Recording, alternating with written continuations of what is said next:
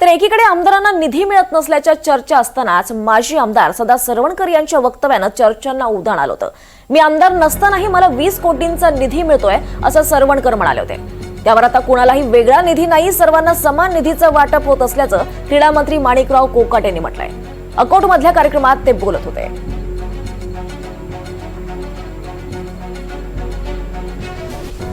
परवानगी नव्हती, पण नंतर आयुक्त लेवलला आपण ती परवानगी घेऊन झालेली आहे. तिचंही होईल.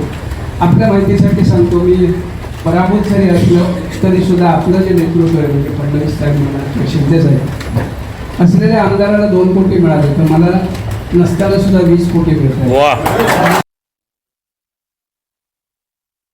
असं नाहीये.